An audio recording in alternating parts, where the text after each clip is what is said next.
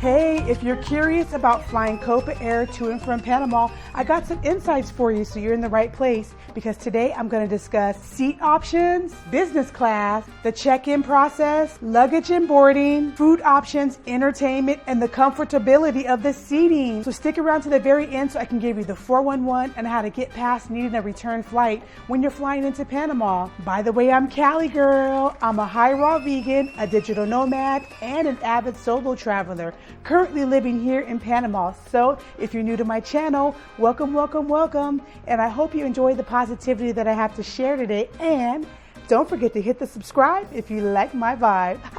Yes. So when I first flew Copa, it was my move here. And I had a bunch of luggage, and I booked an economy ticket thinking that I was going to be able to upgrade to business class and save money that way. And the economy ticket was something around like $800 or whatever. And it was a round trip ticket because I didn't yet have my temporary Visa card, so the system required me to have a round trip ticket.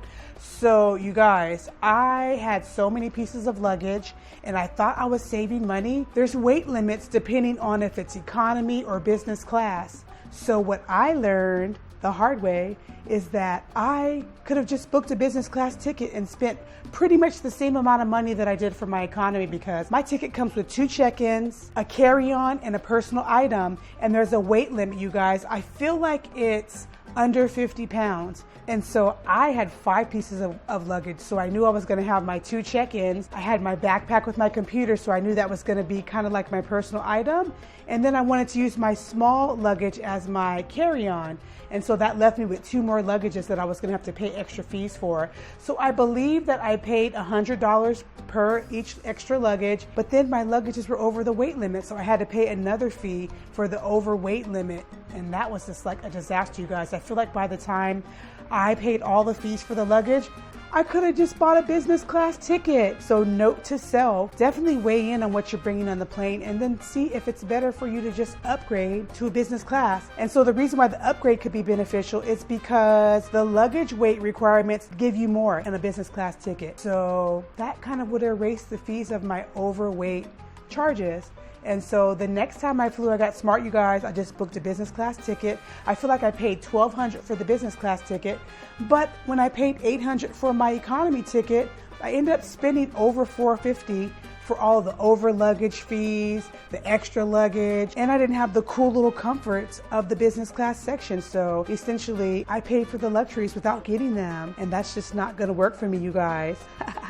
Yes. So first, let's talk about the seating. So the seating in economy, it wasn't terrible, but it wasn't the greatest. I feel like there's 3 people in a row, and so you got that middle seat thing going on where it's uncomfortable. But in the business class, it's 2 seats, and they're huge seats, and they recline, the legs come up, they have a monitor where we can watch a movie or listen to music. But definitely there's a difference between the comfortability of the seating between economy and business class, like duh. So that alone makes it worth it to fly business class, trust me. So 2, let's talk about the check-in process. So you guys, they have the kiosk kind of similar to the ones that they have for the Southwest Airlines, where you can check in your luggage, you scan your passport, you can print your boarding pass. The system's funny because if you're not a resident of Panama, or if you don't put residency in Panama there, it's gonna flag you if you don't have a return ticket. First, when you go to the kiosk, if you're on the US side, it's going to automatically be in English. But if you're in the Panama side, it's going to automatically be in Spanish.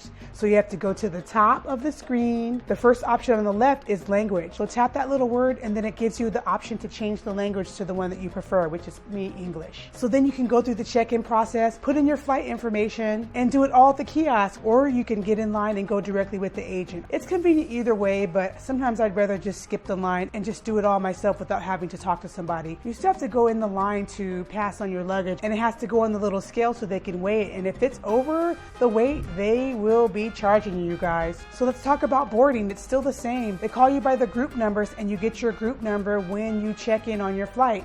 And I feel like each time that I flew business class, I was automatically group 2. So to me, boarding's not a huge deal when I'm flying business class because 1, I already have a selected seat and I feel elite in business class, y'all. So if you're business class, right away they're serving you water and asking you if you need anything, even while the people are still boarding the plane. They serve a dinner meal, they call it lunch, on the evening flight. And on the morning flight, there was a breakfast meal. And they didn't have anything vegan, so I just kind of had some mixed nuts and seeds and sparkling water. And of course, I already know, because I'm a raw vegan, I just carry my food with me, so it wasn't a big deal.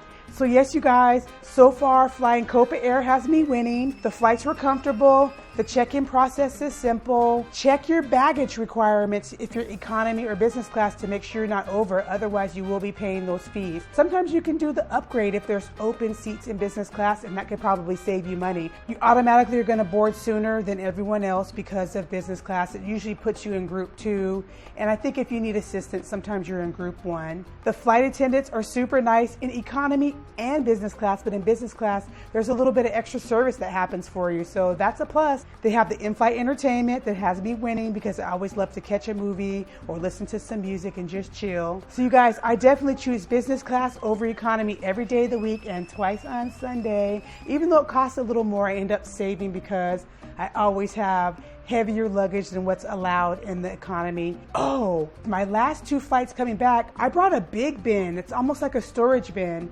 And there are size requirements, so check the size before you choose the bin that you're going to use. But I was able to bring a lot of items back for myself in that trunk, and it was checked in as a regular luggage piece. I'll link in the description below the trunk that I used the last 2 flights coming into Panama. People are always wondering, do I have to get a return flight when I'm moving to Panama? And the answer is yes and no. 1, if you already have your temporary residency visa, you have to go into the kiosk, and when you're checking in, you select resident of Panama. And I was just doing a round trip ticket from Panama to Austin, Texas, and then back to Panama. And so on my way back, it still was flagging me that I need to have a return ticket. But I realized that I have to go back into the system, select Panama resident because I have my residency card.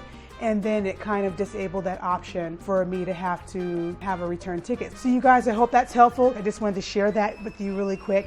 And if you haven't already, go ahead and kick the like button, hit the subscribe, and tap the notification bell because I have so much more to share and I don't want you to miss it. Thanks so much for watching today, you guys.